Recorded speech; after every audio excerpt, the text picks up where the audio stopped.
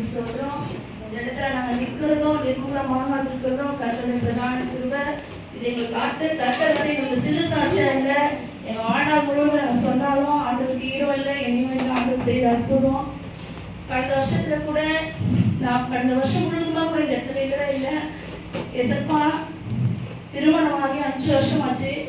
எங்கள் கர்ப்பத்தின் கண்ணியில் அநேக மனிதர்கள் வந்து நின்றுச்சாங்க. குழந்தை இல்லைன்னு சொல்லிட்டு சொல்லி காட்ட ஆரம்பிச்சாங்க.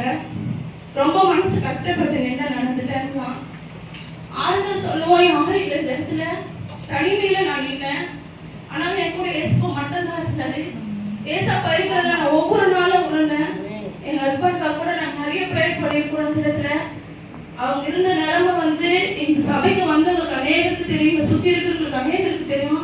எந்த சூழ்நிலையில இருந்தாங்க, விசுவாசின் போராட்டம், செய்வின கட்டுகள், சொந்த பந்தத்தின் மத்தியில எவ்வளவு போராட்டம் அப்படின்றது எல்லாருக்குமே தெரியும்.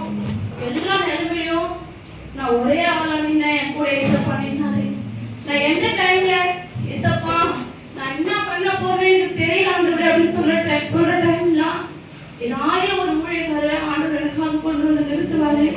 அவங்க ஜெபம் பண்ணுவாங்க. அந்த டைமே அவங்களுக்குள்ள இருக்கிற கிரி எல்லாம் வெளியே போகும். ஏசப்பா சுகத்தை கொடுப்பாரு. ஆனால் மறுபடியும் அவங்க பாவம் செய்வாங்க. செஞ்சாலும் மறுபடியும் அவங்களுக்கு அந்த கிரியை வந்துட்டே இருக்கும். ஆனாலும் ஏசப்பா அவங்களுக்கு முழுமையான ஒரு விடுதலையும் கொடுத்துருக்காரு. எங்களுக்கு குழந்தை இல்லைன்னு சொன்னவங்க மத்தியிலும் ஏசப்பா அற்புதமான ஐயா வந்து எங்க திருமண நாளுக்கு மெசேஜ் கொடுக்கும் போது வாக்கு கொடுத்தாரு. இந்த வருஷத்துல உங்களுக்கு ஆண்டவர் கர்ப்பத்தின் கனி கொடுப்பாரு சிஸ்டர் அப்படின்னு சொல்லிட்டு அந்த வார்த்தையை தான் எங்களுக்கு மெசேஜா கொடுத்தாரு. நாங்களும் விசுவாசிச்சோம். குடும்பமா சபையில உட்கார ஆரம்பிச்சோம். விசுவாசிச்சோம். ஒவ்வொரு நாளும் நம்ம ப்ரே பண்ணுவோம், உபவாசித்து ஜெபம் பண்ணுவோம். ஏசப்பா எங்களுக்கு நல்ல அழகான ஒரு இமாஜினை கொடுத்துருக்காரு. அதுக்காக கூட ஏசப்பாக்கு ஸ்தோத்திரம். போன வருஷத்துல ஜனவரி 30 கூட ஒரு பைக் விபத்துல நாங்க ஊழ்ந்துட்டோம். மறிச்சு போயிருந்தேன். யாருன்னே தெரிஞ்சுக்காது, என் மகன் யாருன்னே இருக்க மாட்டோம். ஏசப்பா எங்களை நேசிச்சதுனால எங்க 2 ஜீவனையும் கண்மணி போல பாதுகாத்து இந்த இடத்துல 3 ஜீவனா நாங்க வந்து நிற்கும்படியா கிருபை செஞ்சாரு.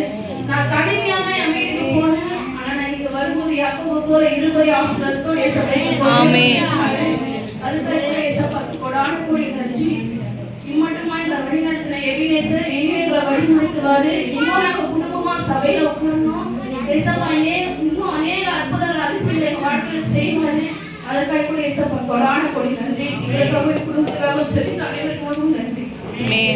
ஜபத்தை கேட்டு சாட்சி ஆசீர்வதிக்கும்படியா ஸ்தோத்திரம் பண்ணுவோமா? ஸ்தோத்திரம். கரங்களை உயர்த்தி ஸ்தோத்திரம் பண்ணுவோமா?